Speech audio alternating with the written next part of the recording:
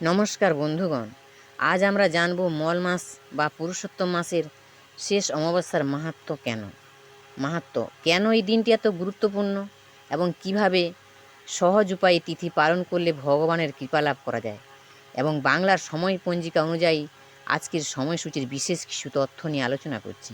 প্রিয় দর্শকবৃন্দ, হিন্দু শাস্ত্রে মল মাসকে সাধারণ মাসের মতো দেখা হয় না, কারণ এই সময় এই মাসকে কেউ গুরুত্ব দিত না।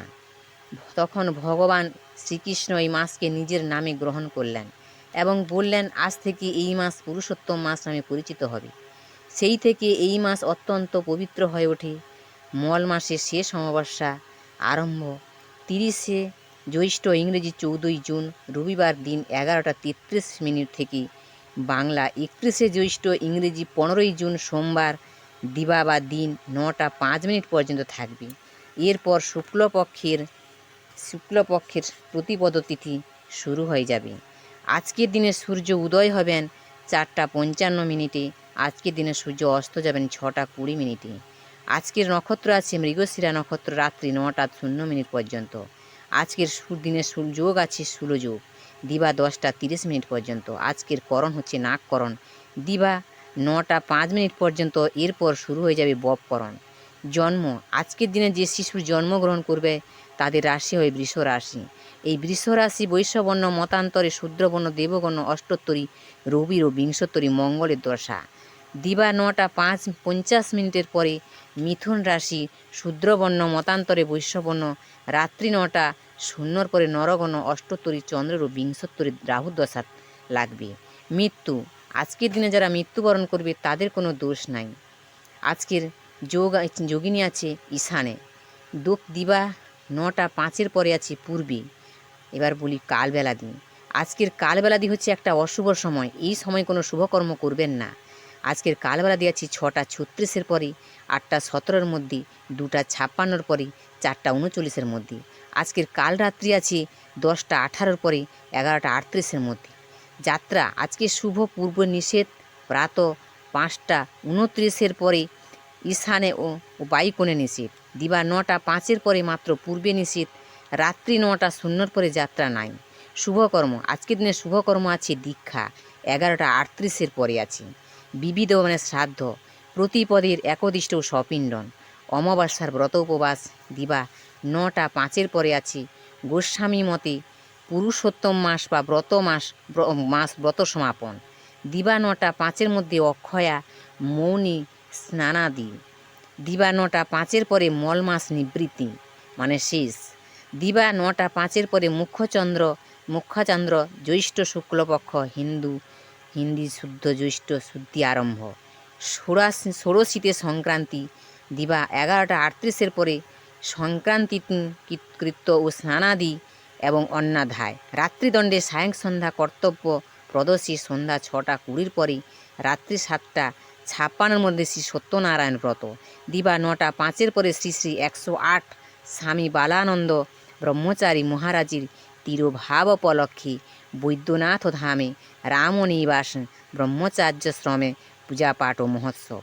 সৌরজ্যৈষ্ঠ মাসে সংক্রান্তি পূর্বদিন হইতে সংক্রান্তির পরদিন পর্যন্ত 3 দিন ব্যাপী উৎকলে রাজ সংক্রান্তি উৎসব। মালদহ জেলার গৌড়ের রামকেলির গ্রামে শ্রী শ্রী রামকেলির মহোৎসব ও মহামেলা। অমৃত যোগ, এটি একটি শুভ কর্মযোগ। এই সময় আপনার যে কোনো শুভ কাজ করতেই পারেন। দিবা 8টা 35 পরে 10টা 23 মধ্যে এবং রাত্রে আছে 9টা 13 পরে 12টা 3 মধ্যে ও 1টা 28 পরে 2টা 54 মধ্যে। এবার মাহেন্দ্র যোগ, এটিও একটি শুভ যোগ। এই যোগে আপনার যে কোনো শুভ কাজ করতেই পারেন। রাত্রি 8টা 36 পরে রাত্রি 3টা 36 পরে 4টা 19 মধ্যে। এবার বলি রাশিফল। মেষ রাশির মানুষদের শুভ প্রয়াসের যোগ আছে। বৃষ রাশির মানুষদের হঠকারিতার যোগ আছে। মিথুন রাশির মানুষদের অর্থ অপহরণের যোগ আছে। কর্কট রাশির মানুষদের পাওনা আদায়ের যোগ আছে। সিংহ রাশি মানুষদের গৃহে চুরি হওয়ার সম্ভাবনা আছে। কন্যা রাশি মানুষদের পর উপকারের যোগ আছে। তুলা রাশি মানুষদের লাভের সম্ভাবনা আছে। বৃশ্চিক রাশি মানুষদের পারিবারিক শুভ। ধনু রাশি মানুষদের সন্তানের উদ্বেগ। মকর রাশির মধ্যে পত্নী কলহ। কুম্ভ হচ্ছে হতাশা। মীন আছে উচ্চসা। গ্রহস্পুষ্টকের নক্ষত্র সংখ্যা রবির 5, চন্দ্রের 5, মঙ্গলের 2, বুধের 7, বৃহস্পতির 7, শুক্রের 8, শনির 27, রাহুর 24, কেতুর 10। এবার আমরা জানব এই দিনটি আমরা কিভাবে পালন করব। প্রথমে ভোরে উঠে স্নান করতে হবে, পরিষ্কার শুদ্ধ পোশাক পরতে হবে, সম্ভব হলে গঙ্গা জল ব্যবহার করতে পারলে ভালো হবে। এরপর বাড়ির পূজাস্থানে ভগবান শ্রীকৃষ্ণের বা বিষ্ণুর ছবি বা মূর্তির সামনে প্রদীপ জ্বালিয়ে তুলসী পাতা, ফুল ফল ও নিবেদন করবেন ও আর পরে ভক্তি ভরে বলবেন ওং নম ভগবতে বাসুদেবায়। এই মন্ত্র যত বেশি সম্ভব জপ করবেন। গীতার শিক্ষা অনুযায়ী ভগবানের নাম স্মরণ করলে মানুষের মনকে পবিত্র করতে পারবে এবং জীবনের অন্ধকার দূর করতে পারবেন। এই দিনে পূর্বপুরুষদের বা স্মরণ করবেন এবং তাদের উদ্দেশ্যে জল অর্পণ করতে আশীর্বাদ প্রার্থনা করতে পারেন। এরপর সামর্থ্য অনুযায়ী দান করবেন।